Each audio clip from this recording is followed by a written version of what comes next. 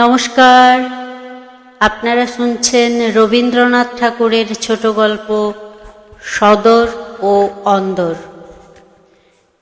বিপিন কিশোর ধনী গৃহে জন্মিয়াছিলেন, সেই জন্য ধন যে পরিমাণে ব্যয় করিতে জানিতেন, তাহার অর্ধেক পরিমাণেও উপার্জন করিতে শেখেন নাই। সুতরাং যে গৃহে জন্ম, সে গৃহে দীর্ঘকাল বাস করা ঘটিল না। সুন্দর সুকুমার মূর্তি তরুণ যুবক, গান বাজনায় সিদ্ধহস্ত, কাজে কর্মে নিরতিশয় অপটু, সংসারের পক্ষে সম্পূর্ণ অনাবশ্যক, জীবনযাত্রার পক্ষে জগন্নাথ দেবের রথের মতো অচল। এরূপ বিপুল আয়োজন চলিতে পারেন, সেরূপ আয়োজন সম্প্রতি বিপিন কিশোরের আয়ত্তাতীত।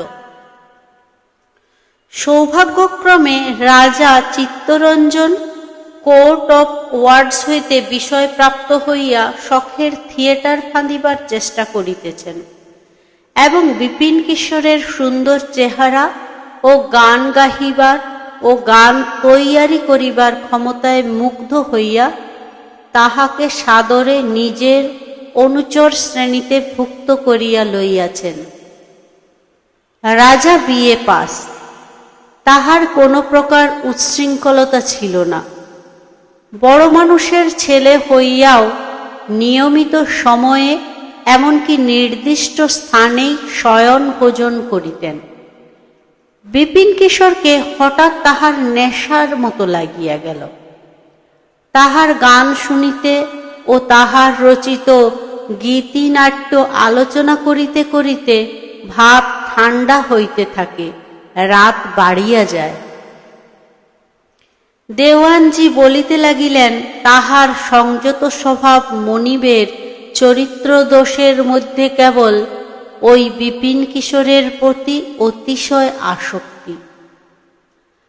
রানী বসন্ত কুমারী স্বামীকে তর্জন করিয়া বলিলেন, কোথাকার এক লক্ষ্মী ছাড়া বানর আসিয়া শরীর মাটি করিবার উপক্রম করিয়াছে, ওটাকে দূর করিতে পারিলেই আমার হাড়ে বাতাস লাগে। রাজা যুবতী স্ত্রীর ঈর্ষায় মনে মনে একটু খুশি হইতেন, হাসিতেন, ভাবিতেন মেয়েরা যাহাকে ভালোবাসে কেবল তাহাকেই জানে। জগতে যে আদরের পাত্র অনেক গুণী আছে, স্ত্রীলোকের শাস্ত্রে সে কথা লেখে না। যে লোক তাহার কানে বিবাহের মন্ত্র পড়িয়াছে, সকল গুণ তাহার এবং সকল আদর তাহারই জন্য। স্বামীর আধ ঘন্টা খাবার সময় অতীত হইয়া গেলে অসহ্য হয়, আর স্বামীর আশ্রিতকে দূর করিয়া দিলে তাহার এক মুষ্টি অন্ন জুটিবে না, এ সম্বন্ধে সে সম্পূর্ণ উদাসীন। স্ত্রীলোকের এই বিবেচনাহীন পক্ষপাত দূষণীয় হইতে পারে, কিন্তু চিত্তরঞ্জনের নিকট তাহা নিতান্ত অপ্রীতিকর বোধ হইল না। এই জন্য তিনি যখন তখন বেশি মাত্রায় বিপিনের গুণগান করিয়া স্ত্রীকে খেপাইতেন ও বিশেষ আমোদ বোধ করিতেন। এই রাজকীয় খেলা বেচারা বিপিনের পক্ষে সুবিধাজনক হয় নাই। অন্তঃপুরের বিমুখতায় তাহার আহারাদির ব্যবস্থায় পদে পদে কণ্টক পড়িতে লাগিল। ধনীগৃহের ভৃত্য আশ্রিত ভদ্রলোকের প্রতি স্বভাবতই প্রতিকূল। তাহারা রানীর আক্রোশে সাহস পাইয়া ভিতরে ভিতরে বিপিনকে অনেক প্রকার উপেক্ষা দেখাইত। রানী একদিন পুটেকে ভৎসনা করিয়া কহিলেন, তোকে যে কোনো কাজেই পাওয়া যায় না, সমস্ত দিন করিস কি? সে কহিল, রাজার আদেশে বিপিনবাবুর সেবাতেই তাহার দিন কাটিয়া যায়। রানী কহিলেন, ইস, বিপিনবাবু যে ভারী নবাব দেখিতেছি। পরদিন হইতে পুটে বিপিনের উচ্ছিষ্ট ফেলিয়া রাখিত। অনেক সময় তাহার অন্ন ঢাকিয়া রাখিত না।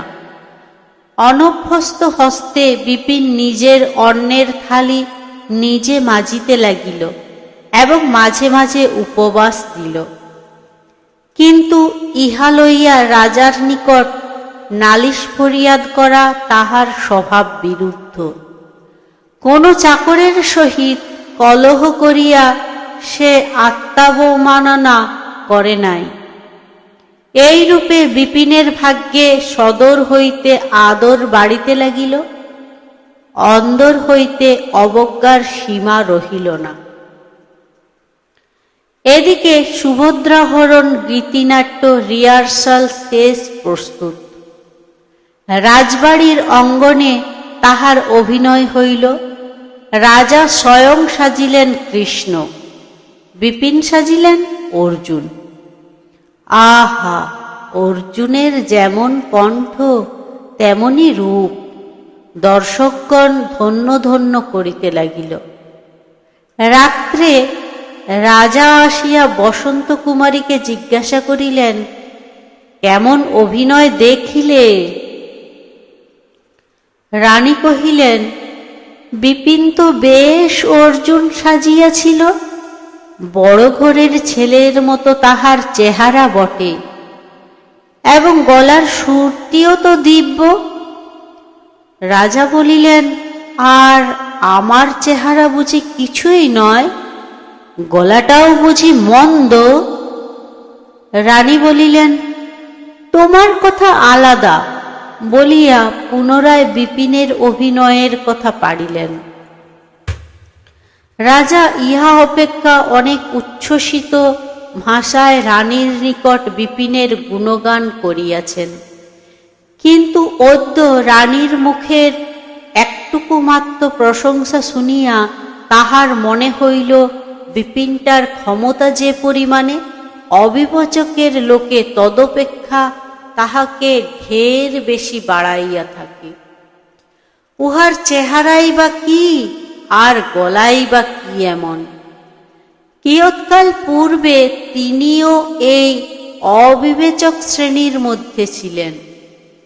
হঠাৎ কি কারণে তাহার বিবেচনা শক্তি বাড়িয়া উঠিল। পরদিন হইতে বিপিনের আহারাদির সুব্যবস্থা হইল।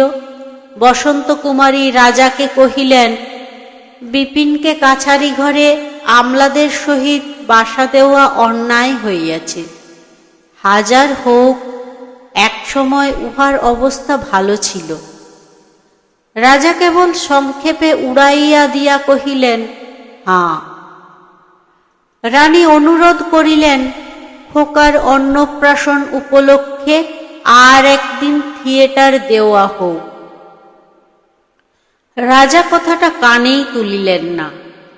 একদিন ভালো কাপড় কোঁচানো হয় নাই বলিয়া রাজা পুটে চাকরকে ভৎসনা করাতে সে কহিল, কি করিব, রানীমার আদেশে বিপিনবাবুর বাসন মাজিতে ও সেবা করিতেই সময় কাটিয়া যায়। রাজা রাগিয়া উঠিয়া কহিলেন, ইস, বিপিনবাবু তো ভারী নবাব হইয়াছে, নিজের বাসন বুঝি নিজে মাজিতে পারেন না? বিপিন পুনর্মূষিক হইয়া পড়িল। রানী রাজাকে ধরিয়া পড়িলেন সন্ধ্যাবেলায় তাহাদের সঙ্গীতালোচনার সময় পাশের ঘরে থাকিয়া পর্দার আড়ালে তিনি গান শুনিবেন। বিপিনের গান তাহার ভালো লাগে। রাজা অনতিকাল পরেই পূর্ববৎ অত্যন্ত নিয়মিত সময়ে শয়ন ভোজন আরম্ভ করিলেন। গান বাজনা আর চলে না। রাজা মধ্যাহ্নে জমিদারি কাজ দেখিতেন। একদিন সকাল সকাল অন্তঃপুরে গিয়া দেখিলেন রানী কি একটা পড়িতেছে। রাজা জিজ্ঞাসা করিলেন, ও কি পড়িতেছ? রানী প্রথমটা একটু অপ্রতিভ হইয়া কহিলেন, বিপিনবাবুর একটা গানের খাতা আনাইয়া দুটো একটা গানের কথা মুখস্থ করিয়া লইতেছে। হঠাৎ তোমার শখ মিটিয়া গিয়া আর তো গান শুনিবার জো নাই। বহু পূর্বে শখটাকে সমূলে বিনাশ করিবার জন্য রানী যে বহুবিধ চেষ্টা করিয়াছিলেন, সে কথা কেহ তাহাকে স্মরণ করাইয়া দিল না। পরদিন বিপিনকে রাজা বিদায় করিয়া দিলেন। কাল হইতে কি করিয়া কোথায় তাহার অন্নমুষ্টি জুটিবে, সে সম্বন্ধে কোনো বিবেচনা করিলেন না। দুঃখ কেবল তাহাই নয়, ইতিমধ্যে বিপিন রাজার সহিত অকৃত্রিম অনুরাগে আবদ্ধ হইয়া পড়িয়াছিলেন। বেতনের চেয়ে রাজার প্রণয়টা তাহার কাছে অনেক বেশি দামি হইয়া উঠিয়াছিল। কিন্তু কি অপরাধে যে হঠাৎ রাজার হৃদ্যতা হারাইলেন, অনেক ভাবিয়াও বিপিন তাহা ঠিক করিতে পারিলেন না, এবং দীর্ঘ নিঃশ্বাস ফেলিয়া তাহার পুরাতন তাম্বুরাটিতে গেলাপ পরাইয়া বন্ধুহীন বৃহৎ সংসারে বাহির হইয়া পড়িলেন। যাইবার সময় রাজভৃত্য পুটেকে তাহার শেষ সম্বল 2টি টাকা পুরস্কার দিয়া গেলেন। নমস্কার, এতক্ষণ আপনারা শুনছিলেন রবীন্দ্রনাথ ঠাকুরের ছোট গল্প সদর ও অন্দর। আমার গল্প পাঠ যদি আপনাদের ভালো লেগে থাকে, তাহলে অবশ্যই আমার চ্যানেলটি সাবস্ক্রাইব করুন এবং গল্পগুলি লাইক ও শেয়ার করুন। নমস্কার।